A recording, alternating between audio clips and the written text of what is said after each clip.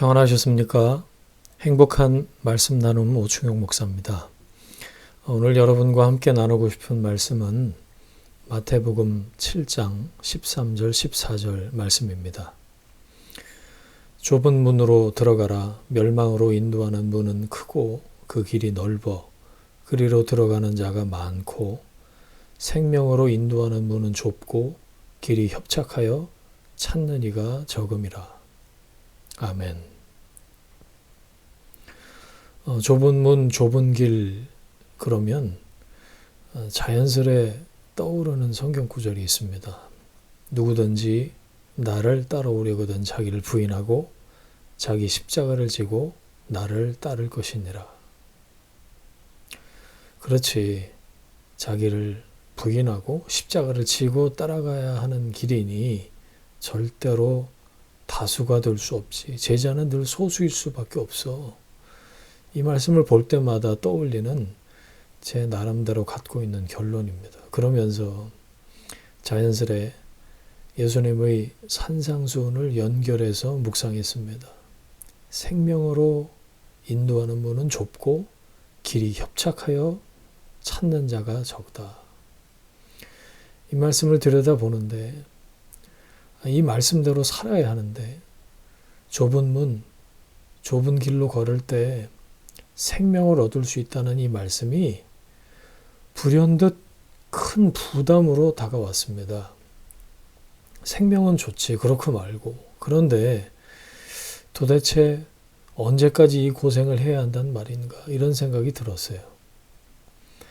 그러면서 넓은 길, 찾는 사람들이 많고 걷는 사람들이 많은 그 길을 생각했습니다.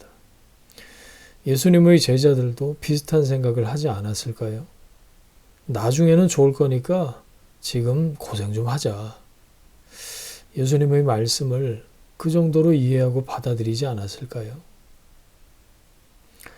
이렇게 말씀이 현실의 벽에 부딪힌 것 같은 생각이 들 때, 길어 올릴 물이 보이지 않을 때 제가 습관적으로 취하는 방법입니다. 그냥 주저앉습니다.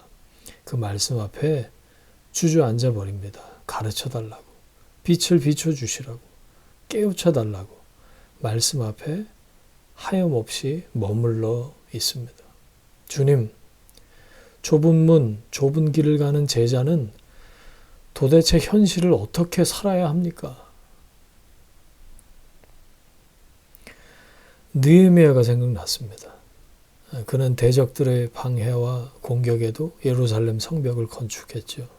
현실을 잘 살아낸 겁니다.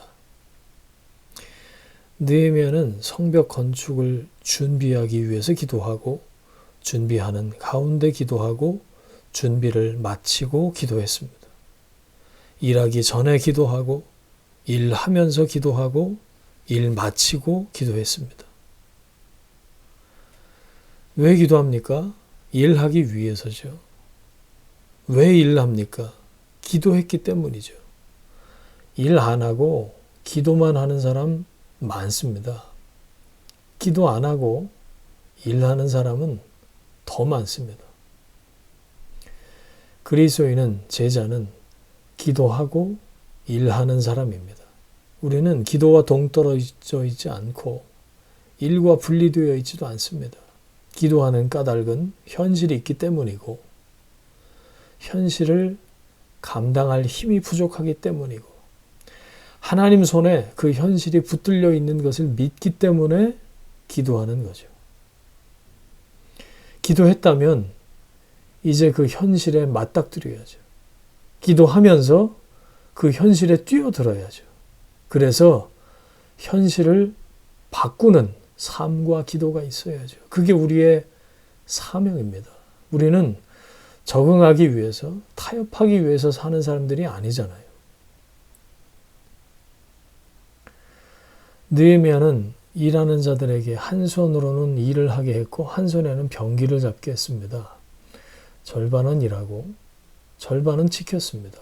일에 올인한 것도 아니고 지키느라고 일손을 놓은 것도 아니었죠.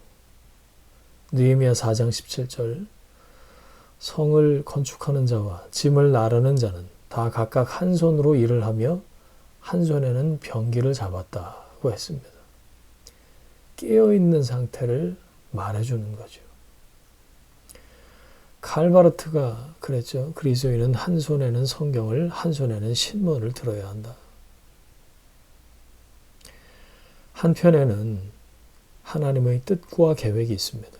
또 다른 한편에는 그것을 가로막는 현실이 있습니다. 하나님만 바라보는 사람 많습니다. 그러나 하나님과 상관없이 세상만 바라보는 사람은 더 많습니다. 예수님이 말씀하셨죠. 유대인의 길과 이방인의 길입니다.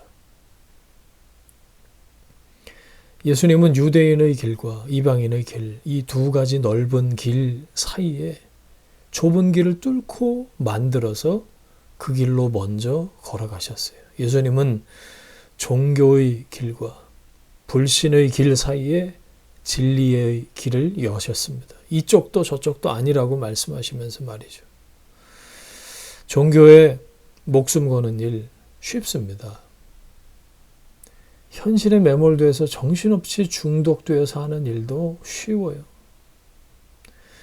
현실에 올인하지 않고 현실은 절대로 달라지지 않습니다. 그러나 현실을 걸을 때 나 혼자 가는 게 아니라 주님과 함께 걸어야 하고 주님 안에서 걸어야 하고 주님 뒤를 따라 걸어야 생명에 당도하게 될 줄 믿습니다. 두 넓은 길 사이로 열어놓으신 좁은 길을 위해서 예수님께서 십자가를 지신 거죠. 그리고 좁은 길, 좁은 문으로 우리를 부르고 계신 거죠. 이름하여 믿음의 선배였던 느헤미야가 걸었던 길이에요. 현실에 뿌리박고 있으면서 주님과 함께 현실을 바꿔내는 것. 기도가 노동이고 노동이 기도가 되는 삶. 지금 여기를 사는 그리스도인, 제자들이 걸어야 할 좁은 문, 좁은 길입니다. 좁은 문으로 들어가라. 멸망으로 인도하는 문은 크고 그 길이 넓어 그리로 들어가는 자가 많고 생명으로 인도하는 문은 좁고 길이 협착하여 찾는 이가 적음이라. 아멘.